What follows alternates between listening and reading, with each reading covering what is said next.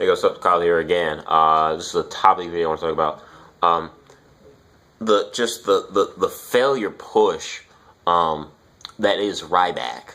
I had to talk about this to kind of really get it off my chest and get my thoughts out on there. Just put it out there for you guys to discuss and whatnot in the comment box below. But anyway, the point of this is just where the hell did WWE go wrong with Ryback? How should I say this? I know the answer to that question, but I think the thing is just the way that they've booked Ryback. I mean, WWE booked some crappy characters, and they've booked some people wrong, some good talent wrong. And I'm not saying Ryback is great, but still, whether you like the guy or hate him, or think he's overrated, underrated, WWE's cookie cutter kind of like wrestler that they love to get. Whatever your opinions are, they're like of Ryback, you gotta admit the dude's pushes have been just god awful. I mean, the way they've booked him has just been terrible. I wouldn't even want to wish the way they booked Ryback on Santino Marella, and I can't stand Santino Marella, and I wouldn't want him to be pushed the way they've pushed Ryback. I mean, Ryback has had the worst push of any superstar I've seen in a long time. Probably worse than Dolph Ziggler. When Dolph Ziggler was like on his losing streak and whatnot. I mean, it all starts off with Ryback coming in. It's this Goldberg-esque like character, whatever. He squashes jobbers for about 6 to 7 months straight. Just squashes jobbers. He doesn't get any type of mid-card feuds at all. He doesn't go for the mid-card titles, any of that. And due to John Cena's injury and having the surgery, WWE panicked. And when they panicked, they're like, "Oh, hey, let's take Ryback and let's just shoot him straight to the top for the WWE title." Now, this was the first problem in pushing Ryback, because first of all, like I said, for the first 7 months going in, 7 to 8 months, he was squishing nothing but jobbers. Okay, what has he done to get a WWE title shot? I could let it slide if he just, did what he been doing with the jobbers, and then all of a sudden, okay, he gets a U.S. title shot or he gets an Intercontinental shot. That'd be passable. I wouldn't be as harsh on that. But to get a world title shot, main event title shot, when you've done diddly squat on I mean, literally, come on, seriously.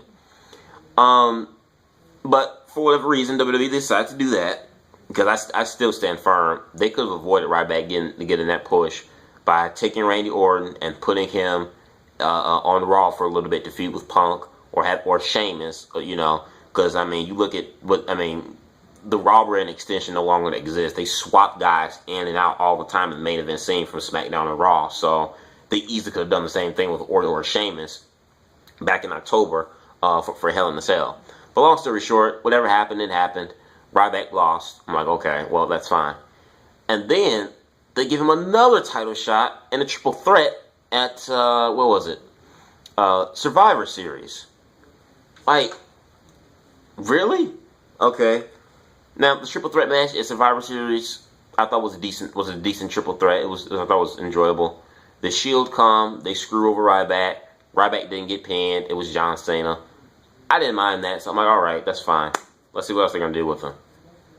They give Ryback another WWE title shot at TLC. Because Punk got injured, things got scrambled around. They ended up having to do a 3-on-3 against the Shield. I thought that was a blessing in disguise, because I thought Shield looked strong, and there was a really good TLC match with Shield. Now, in my opinion, I'm thinking, okay, what WWE should have done was just kind of go under the radar a little bit and maybe ignore the fact that Ryback had a WWE title match. But no, what do? They give him the title match on Raw 2 weeks later. He loses that. Okay, I get it, because Punk's going up against Rock's going to make sense to give Ryback the title anyway. Okay, but then after that, you get Ryback. Ryback's the last guy at the Royal Rumble. He loses. Okay, again, not this time. There's John Cena is the guy that won the Rumble, so he can face The Rock. All right. He gets to WrestleMania to fight Mark Henry. He loses that. His WrestleMania match. Like, I thought, okay, well, Ryback's been on a pay-per-view losing streak. It's been bad. Maybe they'll hit that restart button on him starting at WrestleMania. They have him lose at WrestleMania. And then once he loses at WrestleMania, 2 weeks later, he gets another title shot against John Cena at Extreme Rules. You're looking at his freaking track record. It's like, dude, what the hell do you deserve to keep getting all these multiple freaking title shots? What's the point? Then he faces Cena at Extreme Rules. They have a little fallout where they basically no man wins. Okay. Then he gets another shot at this recently passed pay-per-view, Payback here in Chicago. He loses that. Okay. And on top of that, hold on, kind of rewind a little bit further back though. On top of all of this, they turned Ryback heel, which was just god awful. Like, if anybody didn't like Ryback, you definitely wouldn't like him as a heel. Now, multiple reasons why they turned him heel. They say because one, the whole thing with Rock not showing up, and Rock, supposed to be Rock and Cena 3 at Extreme Rules. Rock did a no-show, so they panicked and ended up turning Ryback heel. And the second reason is because they wanted to add a different layer of character to Ryback, because let's be honest, Ryback is very, very, very one-dimensional. It's ridiculous. So they end up turning him heel, which really did any help. I mean, the chance, the feed me more chance that he did get, the little, pops, or I'm going to call them pops, but a little buzz that he did get from the crowd, the reaction they did get, it's gone now. It's dead. He gets no reaction. He doesn't even get boos as a heel. People aren't investing in it anymore. So it's like WWE, the little flame the little fire that he did have, you just snubbed out completely. And it's like, oh my God, are you serious? Now he has a match against Chris Jericho at Money in the Bank. So I guess he's going to lose that one too. I mean, Buff Been Stuffed on here had made a very good comment where he said that he's noticed over the last couple of years that WWE, their new thing now when building stars is to have them on a complete losing streak, tear them down, and after you have them on a complete losing streak, then for some reason out of the blue have them win one big match, and him winning that one big match voids out like the losing streak that they've been on for months and months. And that was a comment that was left by Buff Been Stuffed on the video that he had made. And I totally agree with this, because it's horrible. They did this with The Miz. They did this with they did it with CM Punk when CM Punk came back and Alberto Del Rio cashed in. He was on a losing streak for like 3 months, on a pay-per-view losing streak. I can't think of somebody else. Daniel Bryan, I think, even had like a losing streak for a while. Yeah, he did before he cashed in his Money in the Bank. He was on a losing streak, and then even after he won the world title, he was on a losing streak. Not after he won, but when he lost it to Sheamus, he was on a losing streak. So, I mean, you mean to tell me now the way you build stars is to continue to just bury them and have them lose and lose and lose and lose? That's not a good model. That is not a good formula for you to build stars. And the way that they've built Ryback has been so ass backwards. It's been so terrible. I think after Survivor Series, they should have put Ryback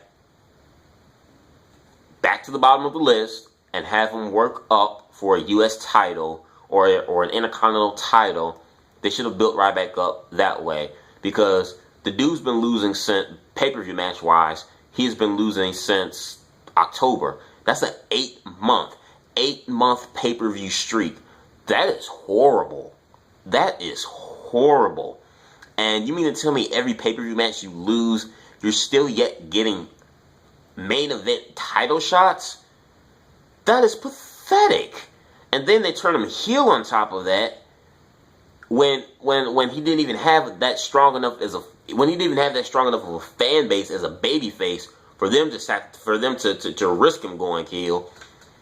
I mean, what was the purpose? I mean, if they wanted a Ryback Cena feud that bad, they should have just kept Ryback as a big monster baby face and just say, you know what? Hey, I'm a loner. I don't care if you're a good guy, if you're a bad guy, if you're against me, or if you're with me. John Cena, I'm kicking your ass because I want the WWE title. They could have kept him. They could have kept him with that same straightforward attitude as a babyface, but instead they just snuffed out what little flame he did have by turning him heel. I think it's just absolutely ridiculous. Can Ryback? Does Ryback have the potential to be a big star? Probably, yeah. Because I think WWE they're so They do like him, Vince in particular. He's very chummy with Triple H. I do think they're gonna have something for him in the future. There's no denying it. Ryback is gonna probably be World Heavyweight or WWE Champion. But my God, the way they're going about it early and building this guy and trying to make him to the next big star, it's bad. And already I think people have lost their investment. So is Ryback damaged beyond all repair? I don't know. But you guys give me your thoughts in the box below. Do yourself a favor, like this video, comment, and subscribe. Peace.